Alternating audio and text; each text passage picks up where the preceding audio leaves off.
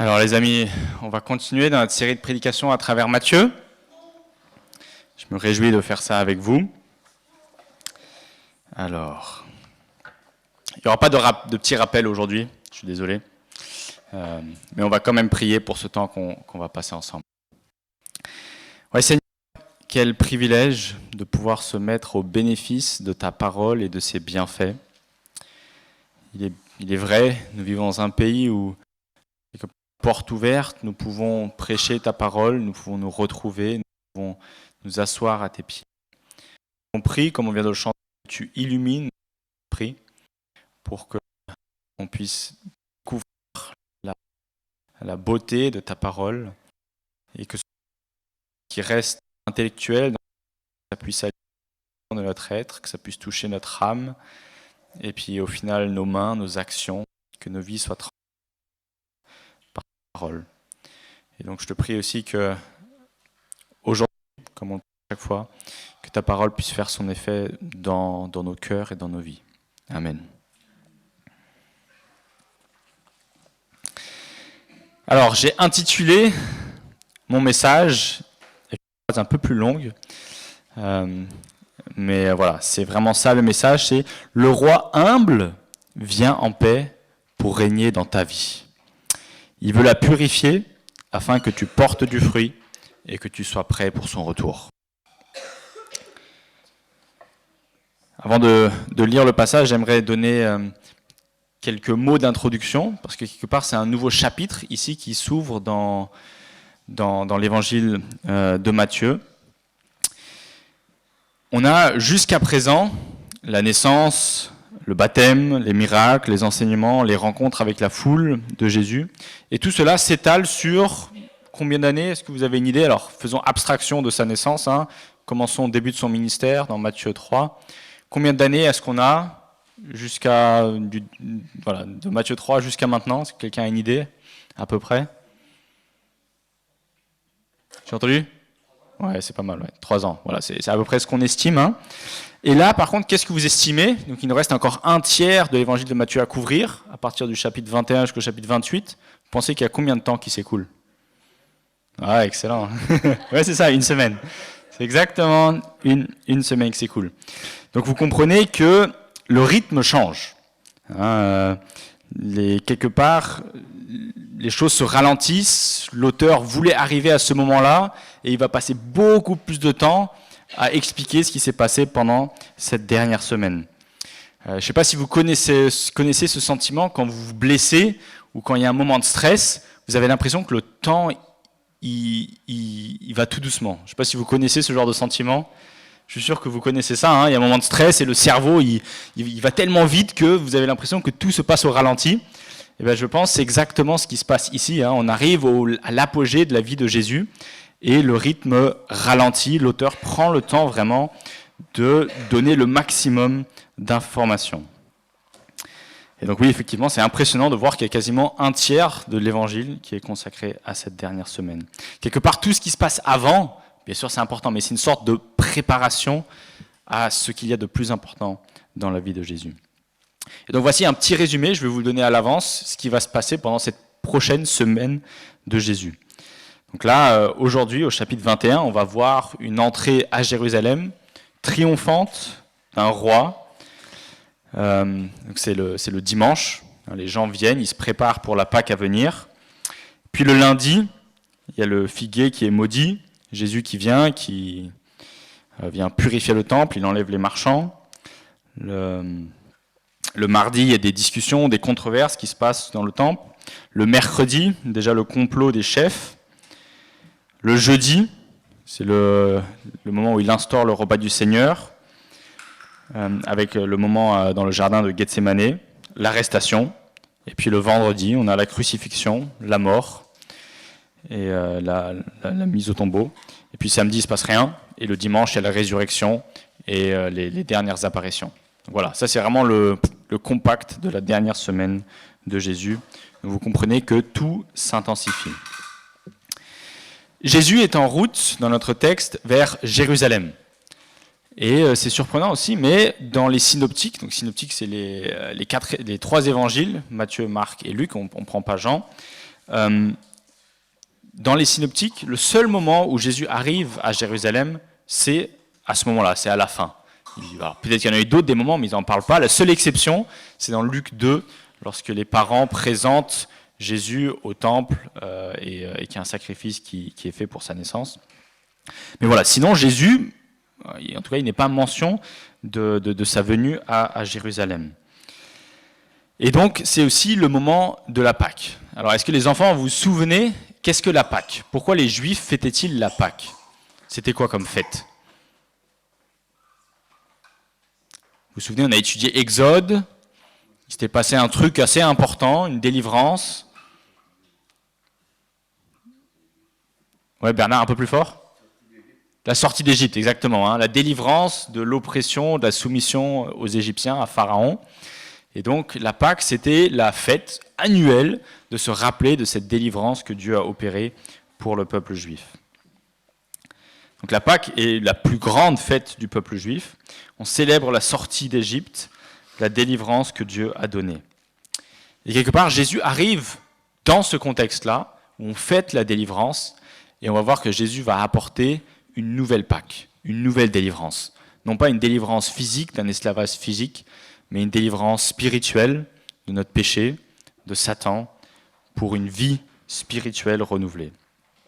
Et tous les hommes adultes juifs à l'époque étaient censés venir à cette fête. C'était une sorte de devoir religieux. C'était supposé, voilà, vous êtes un adulte, mâle, juif maintenant, vous êtes censé venir. Et bien souvent aussi, il y avait les femmes, les enfants qui venaient aussi.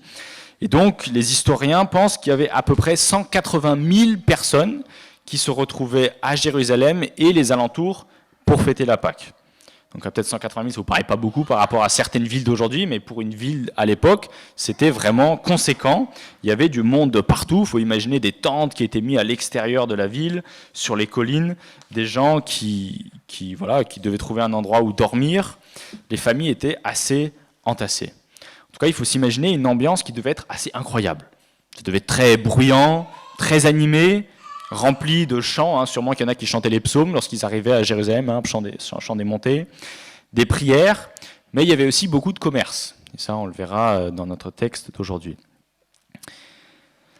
Et en tout cas, autour du temple, cette année, il y avait tout un marché, parce que les pèlerins qui arrivaient n'avaient pas forcément les animaux pris avec eux, mais c'était bien pratique pour eux de pouvoir acheter leurs animaux directement sur place pour faire les sacrifices qu'ils étaient censés faire.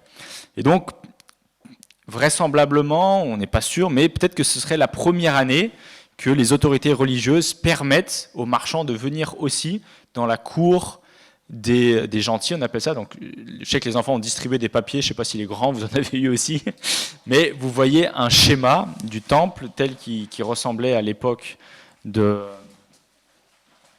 l'époque de Jésus. Donc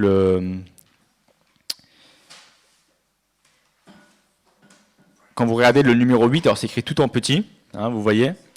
Le numéro 8, la grande surface, là, c'est pas encore, on est dans le temple même, mais c'est la cour des gentils, donc c'est là que les marchands se seraient installés.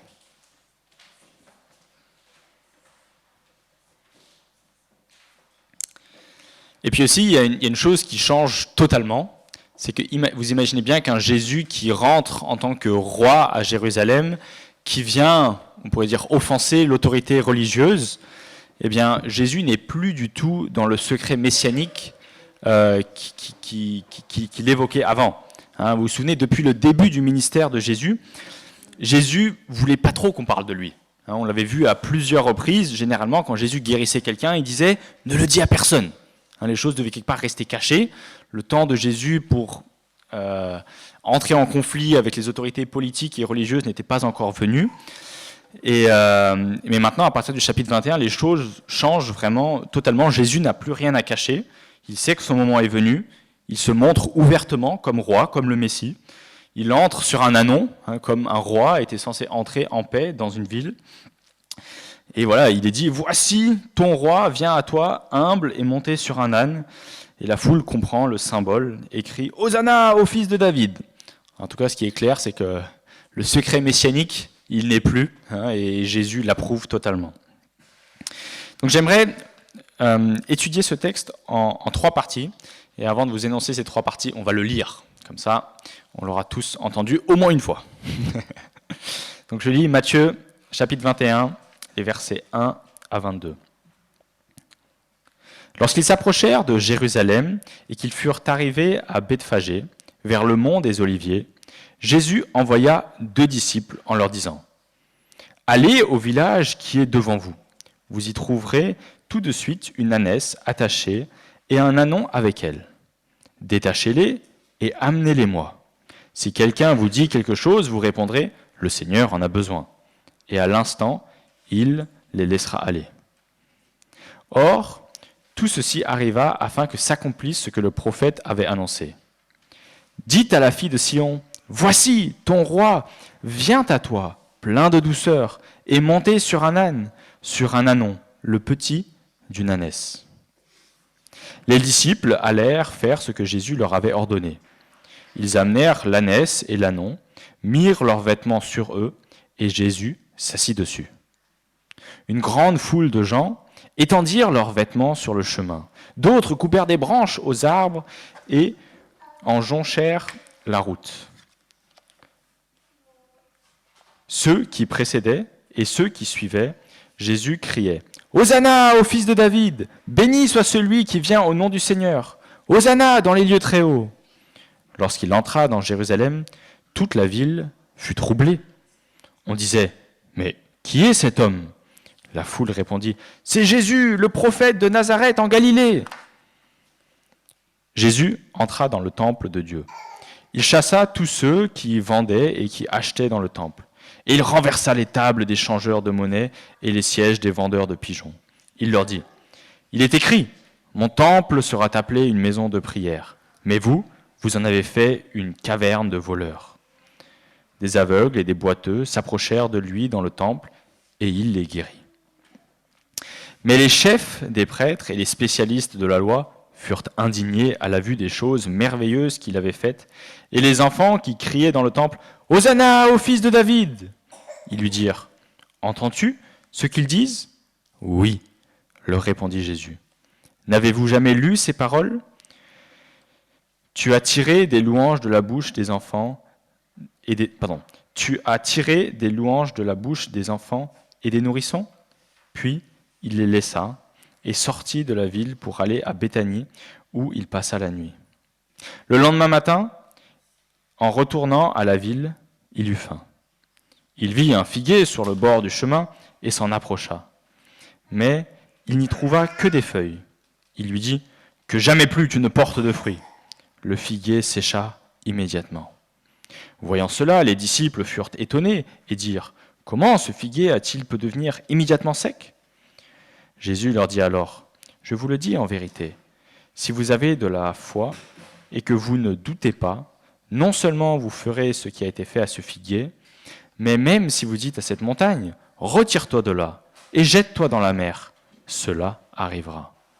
Tout ce que vous demandez avec foi par la prière, vous le recevrez. » Alors, on va étudier ce texte en 3 passages, et on va voir que chaque passage a une portée symbolique. Jésus veut communiquer quelque chose.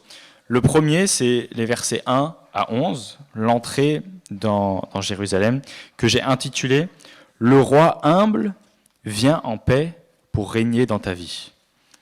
Et puis la deuxième partie, versets 12 à 17, où Jésus arrive dans le temple et il vire les marchands.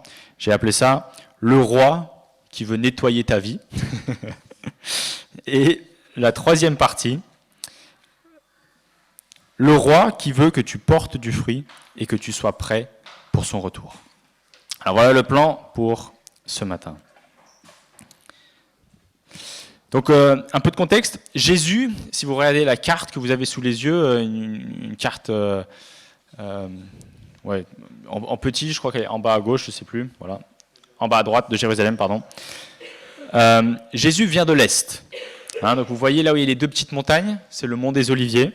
Jésus vient de ce côté-là et il entre dans Jérusalem. Sur le mont des Oliviers, c'est l'endroit où il va généralement se retirer. En fait, pendant cette semaine, il va aller à Jérusalem, il va aller au temple, il va ressortir, sûrement pour, je sais pas, dormir sous une tente, enfin, en tout cas, il ressort de la ville. Et puis sur le mont des Oliviers, c'est là aussi qu'il va tenir son grand discours dans Matthieu 24. Et en tout cas, si vous regardez bien, quand Jésus entre dans la ville, quelle est la première chose sur laquelle il tombe? Si on voit la ville, le temple, exactement. Et c'est ce qu'on va voir dans notre texte aussi, c'est la première interaction que Jésus va avoir à Jérusalem. Mais Jésus n'est pas seul, il vient avec ses disciples, le texte nous le dit, et une foule. Et la foule, clairement, le texte le dit, c'est les gens qui l'avaient suivi lorsqu'il avait son ministère en Galilée, plus au nord. Et c'est des gens qui aimaient Jésus, qui suivaient son enseignement et qui viennent quelque part fêter la Pâque avec Jésus. Donc ils rentrent. Beaucoup de monde, ça rappelle un peu l'Exode. Jésus donne des instructions au versets 2 et 3, il envoie 2 disciples chercher un âne et son petit. Alors, souvent j'ai pensé que c'était de l'ordre du miraculeux, que Jésus quelque part avait connaissance qu'il y avait un âne et qu'il envoie ses disciples, et que voilà, le fait de dire « le Seigneur en a besoin », ça aurait convaincu la personne, et que quelque part il y avait un côté surnaturel, mais c'est pas du tout nécessaire en fait de croire cela. C'est possible aussi, le texte ne dit pas explicitement, qu'il y avait une sorte d'arrangement au préalable, que Jésus avait préparé quelque part, avait communiqué avec un ami à Jérusalem, voilà, prépare un anon, machin, je vais envoyer 2 disciples qui viendront le chercher. Et comme sorte de mot de passe, je leur demanderai de dire le Seigneur en a besoin, et puis le gars sera ah oui ok c'est bien Jésus qui en a besoin, et puis on lui donne. C'est possible que ce soit passé comme ça aussi. On aurait une situation similaire plus tard au chapitre 26, où on se rend compte que la Pâque est déjà toute prête. Pareil, Jésus a fait en sorte que les choses soient déjà prêtes avant qu'il arrive, sans que le texte ne le mentionne explicitement. C'est possible que c'est ce qui se passe ici aussi avec cet anon. En tout cas, ce qui est sûr, c'est que Jésus est intentionnel dans ses plans ici, et il veut vraiment rentrer à Jérusalem en figure messianique. Le prophète Zacharie avait annoncé que, effectivement, le Messie allait entrer à Jérusalem à dos d'un anon, et c'est ce que Jésus va faire, il vient accomplir cette prophétie. Et d'ailleurs, peut-être que certains d'entre vous se disent, mais c'est bizarre sur le dos. Enfin, un âne, déjà, c'est un animal petit. Si en plus on prend le petit d'un âne, c'est encore plus petit.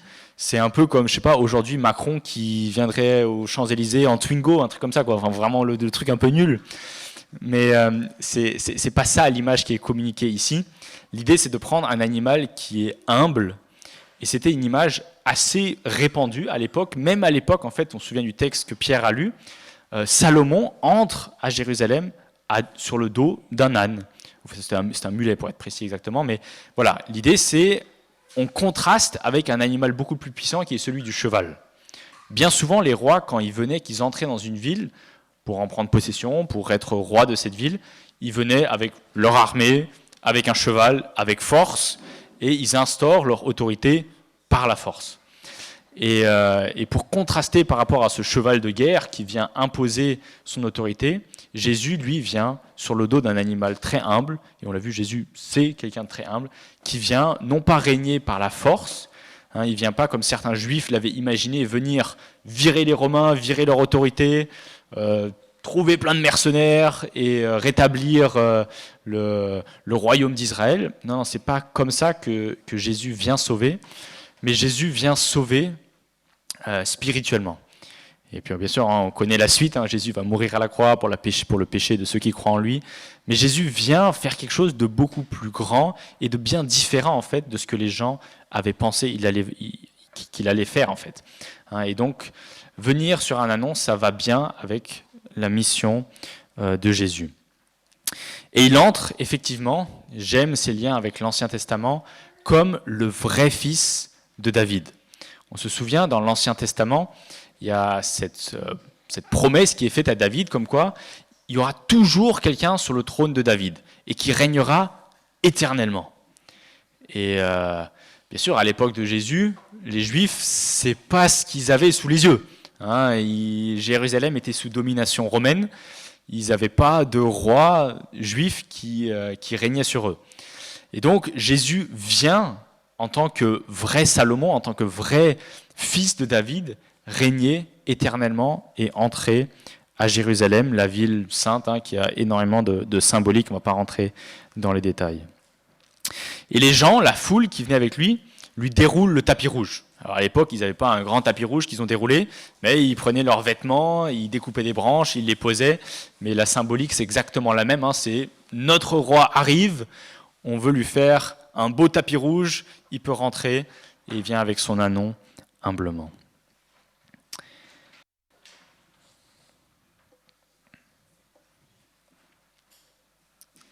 Oui, je le rementionne, je l'ai déjà dit, mais évidemment, l'importance ici de Zacharie 9.9, cette prophétie qui est accomplie par Jésus lorsqu'il rentre à Jérusalem. Voici ton roi, viens à toi, humble et monté sur un âne. Le sens spirituel de cette entrée, beaucoup pensé, je l'avais déjà dit, que Jésus allait arriver pour combattre les Romains, mais lui ne vient pas pour la guerre, mais il vient pour la paix. Et donc la réaction de la foule qui crie « Hosanna au fils de David ». Quelque part ici, c'est clair, le vrai fils de David, le Messie attendu, il arrive. Et donc ce Messie, à l'époque, était vraiment attendu par le peuple juif. Mais il y a ceux qui le reconnaissent et il y a ceux qui sont troublés. Regardez au verset 10,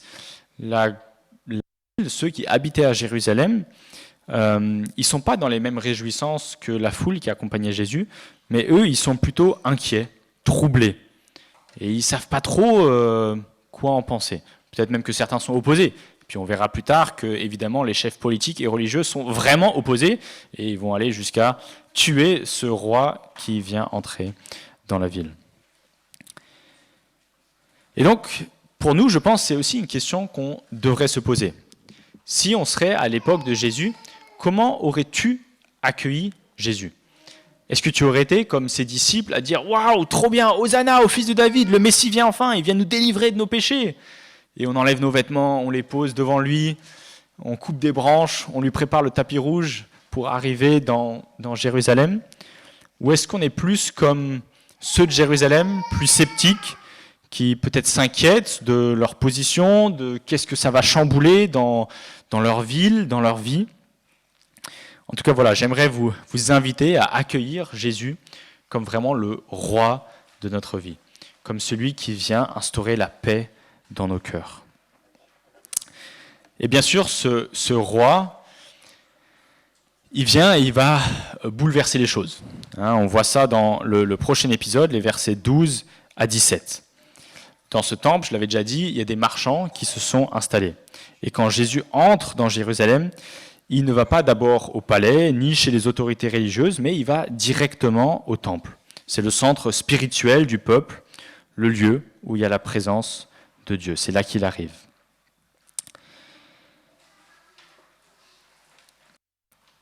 En tout cas, il y a une chose qui est sûre, c'est que les autorités religieuses de l'époque avaient au minimum toléré que les marchands étaient là, peut-être même organisé.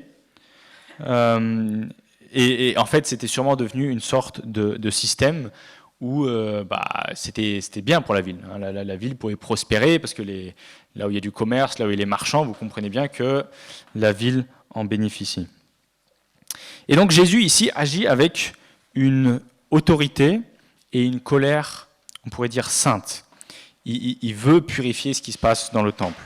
Jésus ne supporte pas de voir la maison de son Père transformée en marché. Il se met en colère, dans une colère juste et pure. L'évangile de Jean même nous rapporte que Jésus a pris des cordes et en a fait un fouet pour chasser les marchands. Alors sûrement que le fouet c'était surtout pour chasser les animaux, mais vous imaginez bien qu'un homme avec un fouet qui est en colère parce qu'il y a des choses qui se passent pas comme il pense que devraient se passer, eh bien on prend un peu ses distances.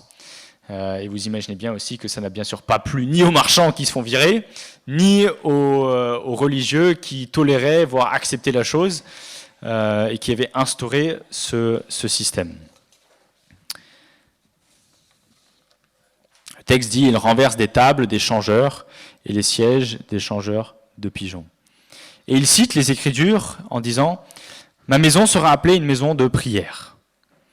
Mais vous en avez fait une caverne de voleurs. » L'idée du temple, vraiment, c'était de venir et de passer du temps avec Dieu, de se préparer à l'avance avec ses sacrifices, Mais là, quelque part, c'était vraiment le pragmatisme, la facilité qui s'était installée.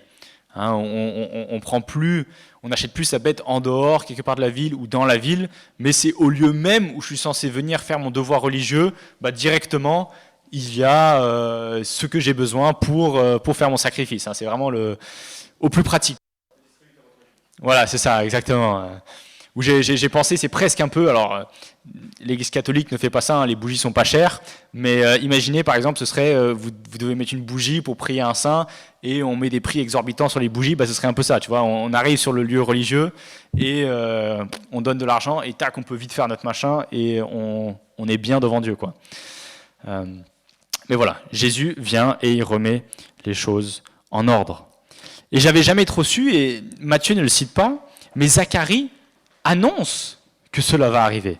Le tout dernier verset du prophète Zacharie, je vous le lis. « En ce jour-là, il y aura plus de marchands dans la maison de l'Éternel des armées. » Hein, donc il y a une annonce qui est faite que Jésus va purifier le temple et sortir ses marchands.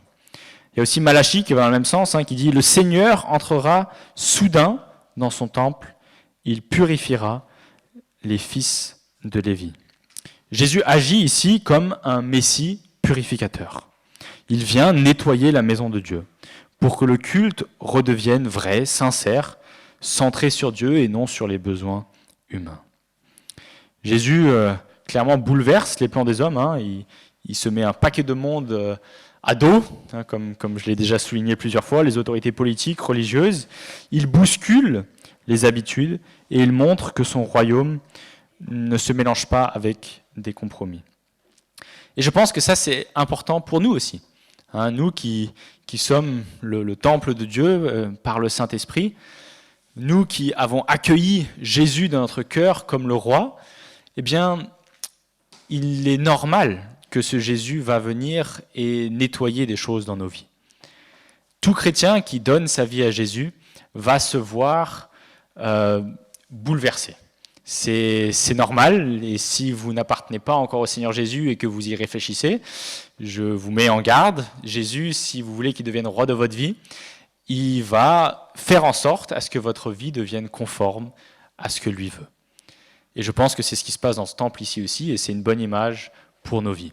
Mais c'est une bonne chose. Hein. Jésus ne vient pas créer le mal dans nos cœurs, mais il vient purifier et rendre les choses droites dans nos cœurs. Et c'est un processus qu'on appelle la sanctification que Jésus opère au fur et à mesure, à l'aide du Saint-Esprit, de l'Église, de sa parole, des frères et sœurs.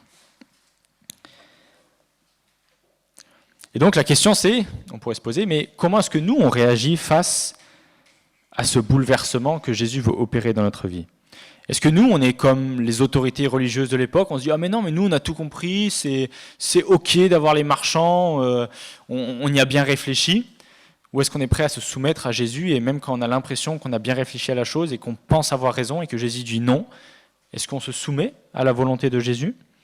Est-ce qu'on est prêt à être dérangé dans nos habitudes, dans notre confort, dans nos priorités ? Est-ce qu'on est vraiment prêt à ce que Jésus soit le roi dans notre vie ? Ou est-ce qu'on est comme ces autorités religieuses qui, à l'intérieur, ça bouillonne et en fait ne veulent pas vraiment se soumettre au vrai Messie et finalement vont finir par dire « Crucifie-le, crucifie-le » et en fait on ne veut pas vraiment avoir Jésus dans notre vie ? Et je pense qu'on devrait même réfléchir, je pense aux enfants. Hein, Jérusalem, symboliquement, c'est la ville de Dieu. La nouvelle Jérusalem, c'est l'Église. Et donc, même quelqu'un qui grandit dans l'Église, qui se trouve dans Jérusalem, eh bien, ce n'est pas automatique qu'il va accueillir Jésus les bras grands ouverts. Mais peut-être que vous allez vous retrouver, même si vous avez grandi dans une famille chrétienne, comme ces gens à Jérusalem, à être sceptique par rapport à qui est Jésus et ses intentions et ce qu'il va faire dans votre vie. Alors, en tout cas, après ce bouleversement, Jésus ressort de la ville et il retourne à Béthanie, donc il retourne vers le mont des Oliviers. Jésus quitte le temple. Je pense aussi que Jésus, ici, n'a nullement l'intention de réellement réformer les choses. Jésus n'avait jamais l'intention de réellement régner en tant que roi à Jérusalem. Il savait qu'est-ce qui allait arriver, il savait qu'il allait mourir. D'ailleurs, il l'avait annoncé bien des fois avant. Et donc, c'est uniquement symboliquement qu'il entre à Jérusalem. Alors, il sait qu'il est provocateur, mais c'est dans la symbolique. Je pense aussi que dans le temple, alors on ne sait pas, mais c'est possible que Jésus les chasse un jour et que le jour d'après, de nouveau, les marchands se retrouvent autorisés par les autorités religieuses à continuer à vendre. Et que Jésus n'interviendra pas une deuxième fois ni une troisième fois, parce que sa vraie intention, ce n'est pas de nettoyer le temple, mais c'est de marquer la chose. Et c'est de l'ordre du symbolisme. Jésus, sa vraie mission, c'est d'aller à la croix et de mourir. Et ça nous ramène au troisième point. Ce roi veut que tu portes du fruit et que tu sois préparé pour son retour.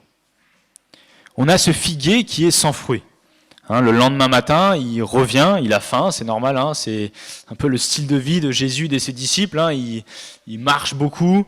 D'ailleurs, son entrée à Jérusalem, il sait pas qu'il était fatigué, qu'il n'arrivait plus à faire les derniers mètres pour entrer dans la ville, qu'il avait besoin d'un anon. C'est purement symbolique, mais Jésus aussi, voilà, c'est quelqu'un qui vit très simplement. Et il n'avait pas forcément prévu à manger. En tout cas, il rentre, il a faim, c'est normal. Et il voit ce figuier au bord du chemin, plein de feuilles, mais sans fruits. Alors c'est la Pâque, on se retrouve au mois de mars, avril, et quelque part, c'est normal qu'il n'y ait pas de fruits. C'est pas comme si c'était la haute saison des figues et qu'il n'y avait pas de figues sur cet arbre-là. Et donc on pourrait se dire, mais c'est injuste. Jésus, ici, il est en train de punir un pauvre arbre qui n'était même pas censé porter des fruits à ce moment-là. Mais Jésus, ici, pareil, il est vraiment sur le symbolisme et sur le signe prophétique. Le figuier, dans la Bible, souvent représente, est-ce que vous le savez? Les prophètes souvent comparent le figuier à Israël. Exactement. Et je pense que Jésus, ici, est en train, symboliquement, en jugeant ce figuier, il est en train de juger Israël et son incrédulité. Le fait qu'Israël ne porte pas des fruits. Israël devrait porter des fruits. Israël devrait être dans la réjouissance. Et toute la ville devrait sortir à la rencontre de Jésus et dire « Enfin, le Messie arrive, on t'accueille, on veut te placer sur le trône !» Mais ce n'est pas ce qui se passe. Les seuls qui sont vraiment contents, c'est ses disciples, ceux qui lui préparent le chemin, mais la ville elle-même n'est pas prête à le recevoir. Et donc c'est un avertissement. Jésus ici est en train de dire je viens la première fois sur un anon apporter la paix.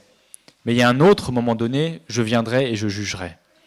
Et ce moment n'est pas encore venu, les amis, c'est le jour où notre Seigneur Jésus reviendra sur un cheval, comme c'est décrit dans l'Apocalypse, pour juger. Et ce message s'applique aussi à nous.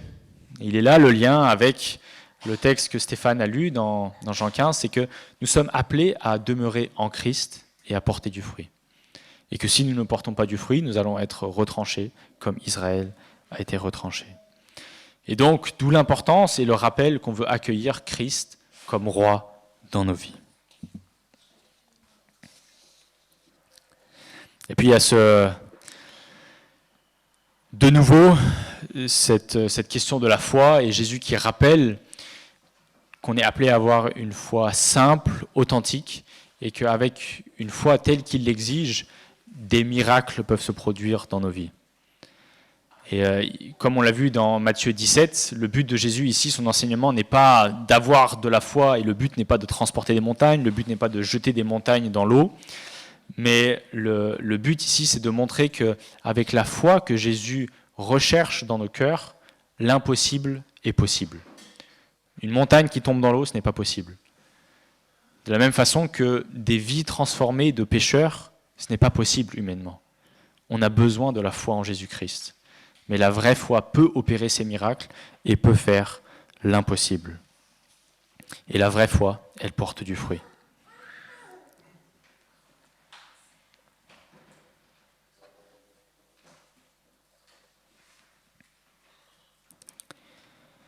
Et c'est le même principe dans ta vie. Jésus vient et il veut purifier nos vies.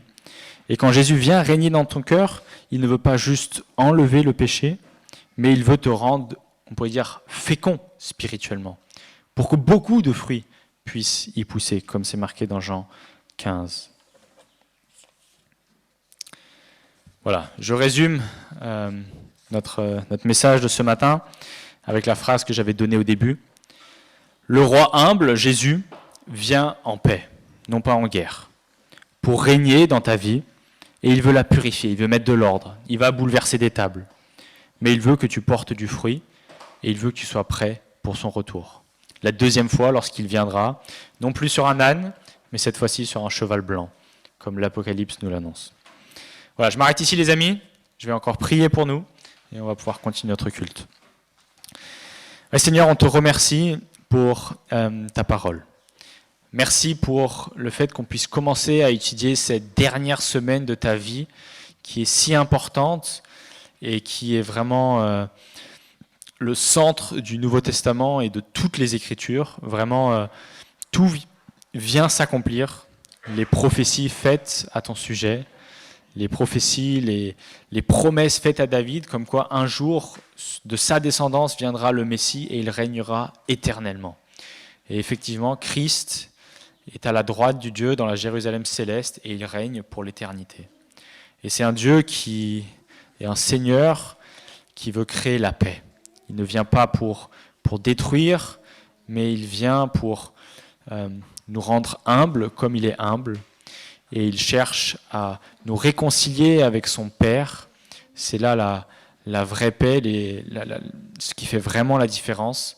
Ce n'est pas une Pâque, une délivrance où il y a un combat contre Pharaon pour sauver d'un esclavage physique, mais c'est d'un esclavage spirituel que Christ vient nous sauver.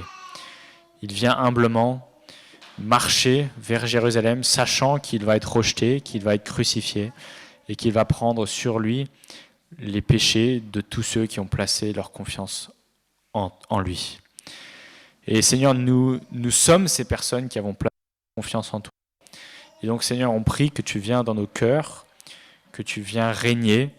Nous sommes le temple du Saint-Esprit et on prie Seigneur que tu viens mettre de l'ordre dans nos vies.